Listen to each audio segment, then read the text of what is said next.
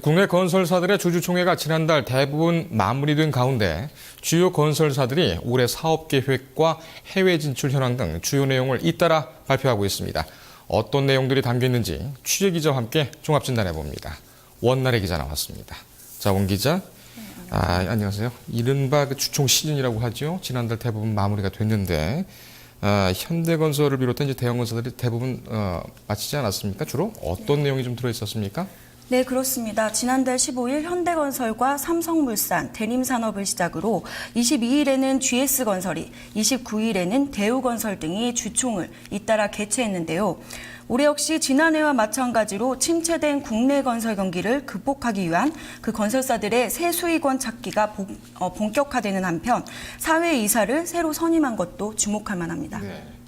업계 처음으로 주총을 개최한 데가 현대건설이었죠. 여기부터 한번 자세히 살펴보죠. 어떤 내용이 좀 있었습니까? 네, 그렇습니다. 업계 맏형인 현대건설부터 살펴보겠습니다. 올해는 토목환경 사업에서 물환경 시장에 초점을 맞춘 것이 특징입니다. 60여 년간 축적된 고도의 기술력과 경험을 갖춘 토목환경 사업을 기반으로 최근 성장세가 예상되는 세계 물환경 시장에 발맞춰 녹색 환경 사업 조직을 정비했습니다. 네. 이에 국내외 녹색 환경 사업 비중을 확대할 계획인데요. 또 주목할 점이 사회이사로는 서울 북부지방검찰청장 출신인 박상옥, 법무법인 도연 대표 변호사를 재선임했습니다. 네, 검찰 출신 도연 변호사를 사회이사로 또 재선임을 했군요. 이 대림산업과 삼성물산 여기도 같은 날 주총을 개최했지요. 삼성물산은 지난해 좀 실적이 좋아서 분위기가 좋았겠습니다. 네, 그렇습니다. 같은 날 주총을 개최한 삼성물산은 지난해 창사 이래 최대 수주 실적을 달성한 만큼 올해 역시 안정적인 미래 성장 기반을 구축한다는 전략입니다. 건축과 토목, 플랜트, 주택의 4대 사업의 상품별 전문성을 심화하고 마케팅부터 사업 관리까지 통합 관리할 수 있는 프로젝트 매니지먼트 역량을 확보하는 등 차별화된 경쟁력을 강화할 예정입니다. 네.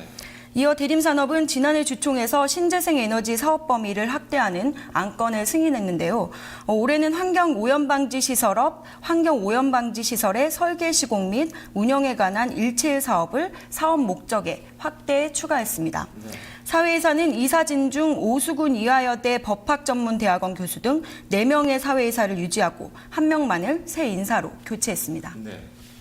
다음은 GS건설 한번 살펴보겠습니다. 이 GS건설은 지난해 글로벌 물처리 업체죠. 스페인 이니마를 인수를 했었는데, 이니마죠? 네. 이니마를 인수를 했었는데 아무래도 좀 그 해외 진출 확대가 좀 두드러지겠어요, 올해는? 네, 그렇습니다. 말씀하셨듯이 GS건설은 그 지난해 인수한 이니마사와의 협업을 통해 중동 및 중남미 시장에서의 물처리 사업 수주 활동을 집중 확대할 계획이라고 밝혔습니다. 네.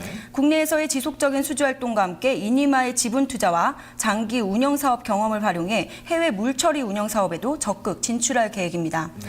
사회이사도 2명을 새 인물로 교체했는데요.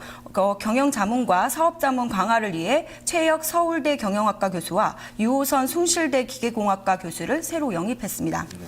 이어 지난달 29일이었죠. 대우건설이 업계 중 마지막으로 주총을 마무리했습니다. 신재생 에너지 사업을 주요 사업으로 판단하고 지속적인 성장이 가능하도록 조직의 역량을 키우겠다는 전략입니다. 세계 최대 규모인 시아주력발전소 건설 노하우를 바탕으로 가로링과 강화 등 다수의 조력발전 프로젝트 추진은 물론 국내외 원전 시장 선점을 위해 수주 역량 강화를 모색할 계획입니다. 네. 서울고검검사와 법제처장을 지낸 정선태 법무법인 양원 변호사를 사회이사로 신규 선임한 것도 눈에 띕니다. 네. 가만히 들어보니까 대부분 건설사들이 신사업 확대 여기에 좀 그 주안점을 두고 있는 것 같고 사회이사로 그 법조계 출신하고 그다음에 금융계 인사들이 참 많이 들어갔어요. 네, 그렇습니다. 네, 건설 주택 경기의 그 장기적인 불황이 계속되자 올해 역시 경영 회복과 새로운 먹거리가 주총의 주요 안건이었는데요. 신사업을 찾기 위한 경영 방향은 물론 법조계와 금융계 출신 사회이사의 선임은 침체된 건설 경기로 법적 분쟁과 법정 관리가 늘어난 건설사들의 대응 방안이라 볼 수 있습니다. 네. 지금까지 건설사들의 신사업 전망과 그다음에 계획, 주주총회 내용을 좀 살펴봤습니다. 어제 부동산 대책, 종합대책 발표가 있었죠. 이 건설사들 좀 오늘 올해 업황에 좀 긍정적으로 작용을 할까요? 어떨까요? 네, 그렇습니다. 어제 기다리던 그 4.1 부동산 대책이 드디어 발표됐는데요.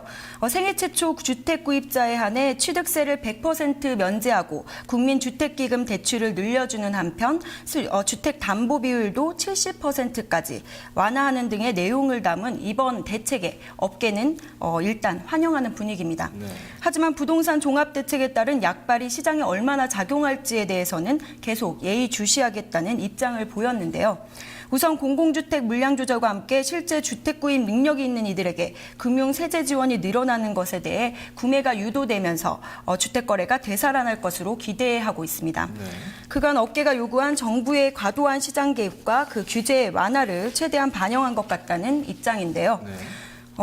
이와 함께 또 눈여겨볼 점이 지은 지 15년이 넘은 아파트에 대해 리모델링, 수직 증축이 허용된 것도 주목할 만합니다. 네. 그동안 지지부진했던 리모델링 사업 역시 이번 수직 증축 허용으로 사업 추진이 활성화되면서 새로운 먹거리가 될지 희망을 거는 눈치입니다. 예, 이 부동산 대책으로 또 리모델링 사업이 또 이 붐이 또 일어날 수도 있겠다 이렇게 또 전망할 수가 있겠네요. 올해 이 부동산 대책과 함께 건설 주택 시장이 좀 살아났으면 하는 그런 바람입니다. 예, 오늘 잘 들었습니다.